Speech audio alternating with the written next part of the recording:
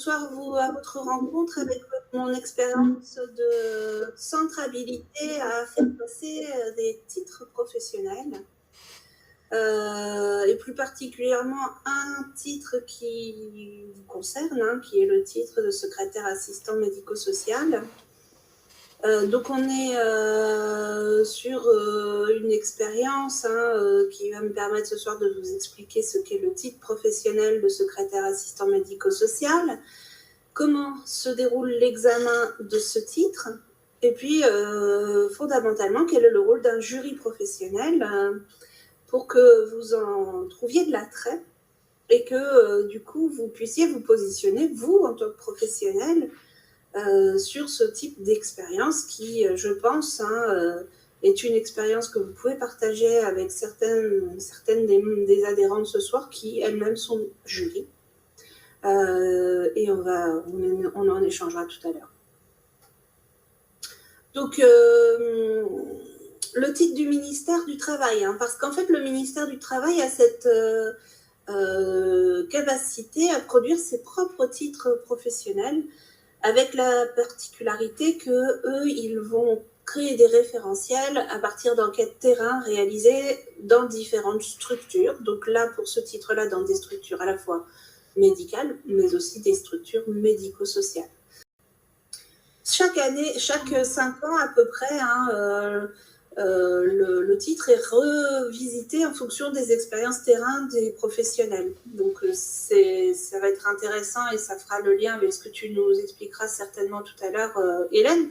Mais quand tu rencontres la branche, j'ai vu sur LinkedIn que tu avais vu aussi les évolutions métiers. Ça veut dire que nécessairement, à un moment donné, ce titre-là sera revisité en fonction de ces évolutions métiers. Donc, on a différents accès possibles sur ce titre, ce qu'on appelle un parcours de formation continue. C'est plutôt le cas des personnes adultes qui sont en reconversion professionnelle et qui vont donc entamer une formation de date à date et s'extraire soit de leur situation de demandeur d'emploi, soit de leur situation de salarié avec une interruption du contrat de travail sans que ça l'annule. C'est-à-dire que le contrat est interrompu, suspendu, et à la fin de la formation, la personne retourne sur son poste. Il y a aussi la possibilité de le faire via la VAE. Donc là, ça peut en intéresser parmi les adhérents parce que voilà, il y a des recevabilités qui ont changé, où aujourd'hui, on n'est plus sur une expérience d'une année pour se positionner sur une VAE avec des démarches simplifiées. Après, il faut trouver la structure qui prépare à cette VAE, quoi, sur ce titre-là. Parce que chaque structure va avoir ses dominances métiers pour accompagner les gens dans le cadre d'une VAE. Et puis tout le monde ne se positionne pas sur ce titre-là. Nous, c'est pas le cas. Par exemple, chez Alinéa, on ne fait pas de VAE. Là, on va un petit peu comparer ce qu'est un titre professionnel versus un baccalauréat. Donc, le titre professionnel, dans notre cadre, est un titre qui est porté par le ministère du Travail, ce qui n'est pas le cas du bac. Il est porté par le ministère de l'Éducation nationale.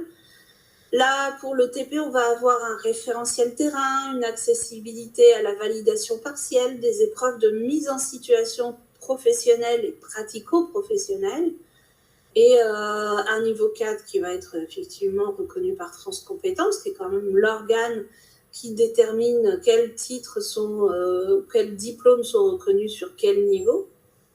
Et donc, comme je vous disais, il est rénové en fonction des évolutions terrain, donc environ tous les 5 ans. Et il est accessible en formation continue et en apprentissage. Alors, le bac, lui, c'est plutôt un référentiel terrain, mais aussi parsemé de modules plus généralistes. On le valide en un bloc, il n'y a pas de validation partielle pour l'instant. On est sur des contrôles continus, plus des épreuves par domaine et des épreuves qui sont à la fois écrites ou orales. Et puis, le reste, c'est qu'il va y avoir effectivement aussi cette reconnaissance par France Compétences. La particularité, c'est que les bacs sont rénovés en fonction des évolutions métiers et surtout des demandes de la gouvernance. Ainsi, c'est l'éducation quand même nationale qui génère les évolutions des diplômes. Et pareil, il est accessible en formation continue et en apprentissage. Il y a une épreuve à la fin de ce titre, qu'on appelle une épreuve de synthèse, qui porte à la fois sur une évaluation écrite. Alors, quand je dis écrite sur ce titre-là, c'est plutôt sur informatique.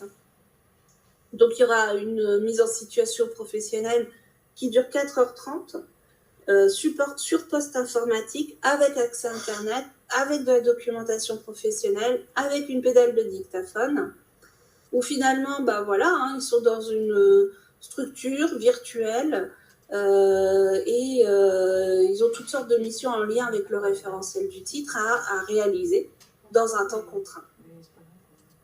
Ensuite, il va y avoir une mise en situation d'aspect plus oral, mais qui va être sous la forme d'accueil, où le candidat aura à réaliser des accueils téléphoniques et physiques avec des mises en situation simulées par le jury. Et donc, il y a un jury qui joue le rôle du sujet du scénario et un jury qui observe les échanges faits et réalisés entre le candidat ou la candidate et l'autre jury qui joue le rôle. Et puis, à l'issue de ces mises en situation orales d'accueil téléphonique et physique, ça fait un temps total de 45 minutes, il y aura un entretien technique où là, il y a un questionnement fait par le jury sur différentes compétences du titre à valider et qui vont vérifier les connaissances métiers des candidats. Donc là, on sort de la pratique, on va vraiment vérifier les connaissances élargies sur tout ce qui est médical et médico-social. Et enfin, il y aura un entretien de 15 minutes qui est fait par le jury sur la connaissance et la maturité professionnelle du métier. Voilà, on vérifie que le candidat est capable de se projeter sur le projet qu'il a mis en œuvre avec cette formation et qu'il a une vision de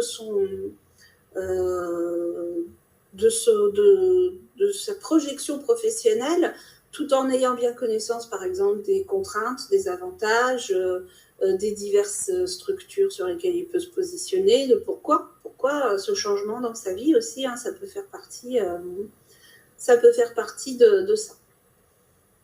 Et puis, ensuite, si on récapitule tout, il y a un temps d'épreuve totale pour le candidat qui est de 6 heures, et dans ces 6 heures, il y aura 1h15 de face-à-face avec le jury.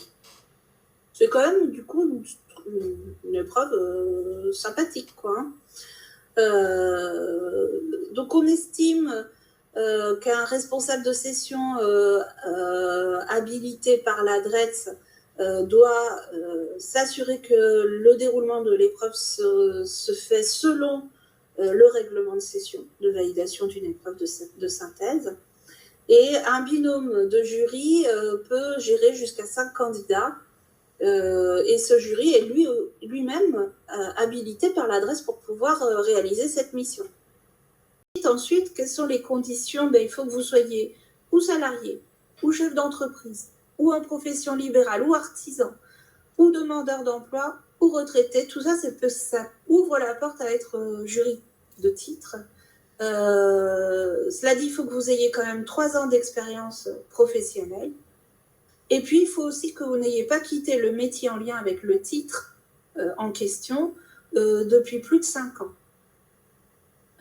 Donc ça, c'est vraiment essentiel. Et puis, le principe, c'est de faire une demande d'habilitation auprès de la DRETS. Donc nous, on peut vous accompagner sur comment rentrer en contact avec la DRETS.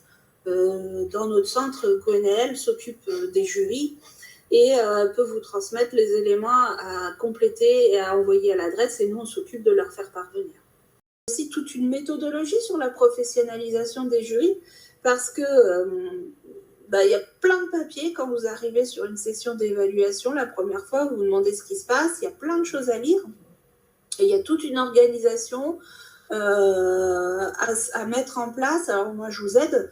Par exemple, si c'est chez moi, j'essaye de vous aider en tant que membre, en tant que responsable de session, à ce que tout soit le plus organisé possible et que vous n'ayez plus qu'à vous approprier les éléments de l'épreuve.